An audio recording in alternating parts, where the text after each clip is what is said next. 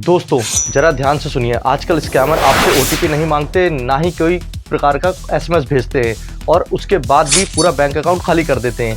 एक number dial करवाते ही आपकी सारी कॉल्स स्कैमर के मोबाइल पे फॉरवर्ड हो जाती हैं और इसको यूएसएसडी कॉल फॉरवर्डिंग स्कैम कहते हैं।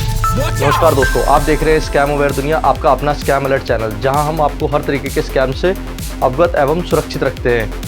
दोस्तों आज तक हमने ओटीपी स्कैम, फेक कॉल या फिर डिजिटल अरेस्ट जैसी चीज़ें सुनी थी, लेकिन अब ऐसा नहीं होता।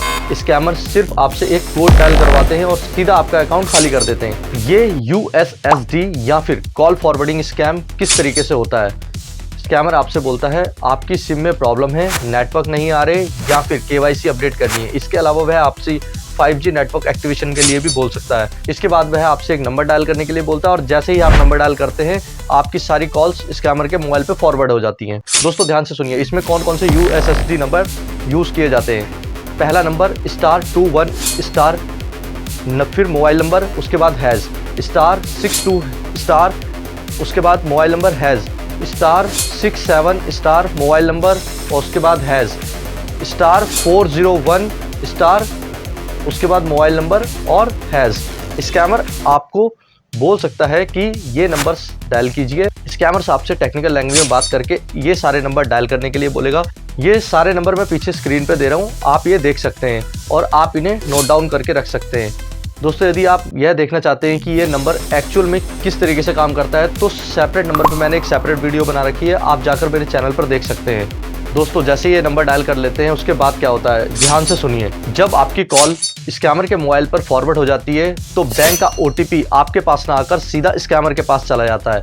इसके साथ ही बैंक की वेरिफिकेशन कॉल भी आपके पास नहीं आती, वो भी स्कैमर के पास चली जाती है। स्कैमर आपकी जगह कॉल को रिसीव कर लेता है। स्कैमर आपकी कॉल को रिसीव कर बैंक के सारे ट्रांजैक्शन कर लेता है और आपको लगता है कि कॉल नहीं आ रही। दोस्तों कैसे पहचान करें कि आपकी कॉल फॉरवर्ड हो चुकी है? अगर आपके साथ ऐसा हो रहा है तो आप समझ जाइए कि आपकी कॉल फॉरवर्ड हो चुकी है। यदि आपको कॉल्स नहीं आ रही हैं, यदि आपको किसी प्रकार का कोई ओटीपी नहीं आ रहा है या फिर लोग बोल रहे हैं कि आपका नंबर नहीं लग रहा है या फिर बार बार बैंक की कॉल मिस हो जा रही है, दोस्तों सबसे जरूरी, अब ध्यान से सुनिए, अगर आपका कॉल फॉरवर्ड हो चुका है तो आप इसे डीएक्टिवेट कैसे कर सकते हैं। दोस्तों यहाँ मैं आपको एक नंबर बता रहा हूँ जो कि टेक्निकल नंबर है। इसे आप डायल करके अपनी सारी कॉल्स को जो भी फॉरवर्ड हो चुकी है आप उसे डीएक्टिवेट कर सकते हैं। ये नंबर मैं नीचे स्क्रीन पे भी दे रहा हूँ, आप इसे ध्यान से सुनिए। #002#। जैसे ही आप इसे डायल करके कॉल का बटन दबाएंगे आपके पास एक मैसेज आएगा जो कि मैं साइड में दिखा रहा हूँ। आपकी कॉल सारी की सारी डीएक्टिवेट हो जाएंगी जो कि स्कैमर के मोबाइल पे फॉरवर्ड हो रही थी। इसके बाद आपका नंबर सेफ हो जाता है। दोस्तों ध्यान रहे, हर मोबाइल यूज़र को यह नंबर हमेशा याद रखना चाहिए। दोस्तों यदि आपके साथ भी ये स्कैम हो चुका है तो तुरंत कौन से एक्शन ले जिससे कि आपका नुकसान कम हो या फिर नुकसान होने से आप बच सके। यदि आपके साथ भी ये स्कैम हो चुका है तो सबसे पहले आप ध्यान रखिए कि आपको तुरंत अपने मोबाइल की कॉल फॉरवर्डिंग डीएक्टिवेट करनी है, जिसके लिए आप #002#, जो कि मैं नीचे दे रहा हूँ, #002#, इसे आप डायल करें, तुरंत आपकी कॉल फॉरवर्डिंग डीएक्टिवेट हो जाएगी। अपने बैंक को तुरंत कॉल करके इसके विषय में बताएं और इसी के साथ यूपीआई या फिर आपकी फ़ोन पे, गूगल पे जैसी एप्लीकेशन को तुरंत ब्लॉक कर दें। इसके साथ साथ आप दोस्तों अपने सिम प्रोवाइडर वोडाफोन, आइडिया या फिर एयरटेल, इनसे आप डायरेक्ट कॉल करके आप इनको बताएं कि हमारे साथ ऐसा हो गया है। इससे आपको होने वाला नुकसान जो होगा कम होगा। कॉल फॉरवर्डिंग डीएक्टिवेट करने के बाद तुरंत 1930 जो कि मैं नीचे दे रहा हूँ, आपके साथ हुए स्कैम के बारे में सारी जानकारी स्कैमर के बारे में आप साइबर सेल को बताएं।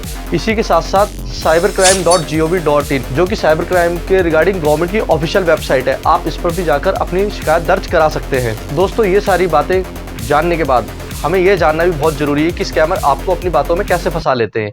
सबसे पहले स्कैमर आपसे जल्दबाजी करवाते हैं, आप जल्दबाजी के चक्कर में नंबर डायल कर देते हैं। स्कैमर आपको डर का माहौल बनाते हैं, जैसे आपसे बोलेंगे कि आपकी सिम बंद हो जाएगी।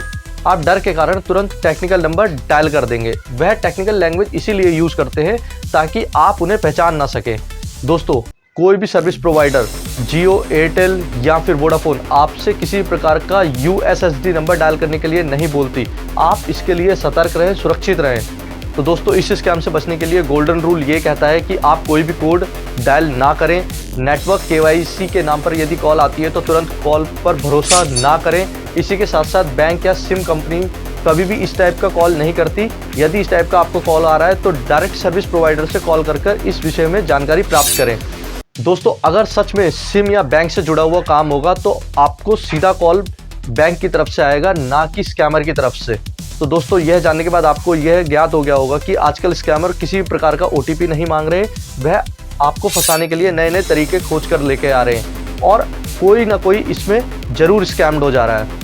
इसी तरीके के स्कैम अलर्ट को देखने के लिए मेरे चैनल स्कैम अवेयर दुनिया को फॉलो करें और दोस्तों इस वीडियो को ज़्यादा से ज़्यादा शेयर करें। याद रखिए आपकी एक शेयरिंग किसी की ज़िंदगी भर की एक सेविंग हो सकती है। Thank you so much.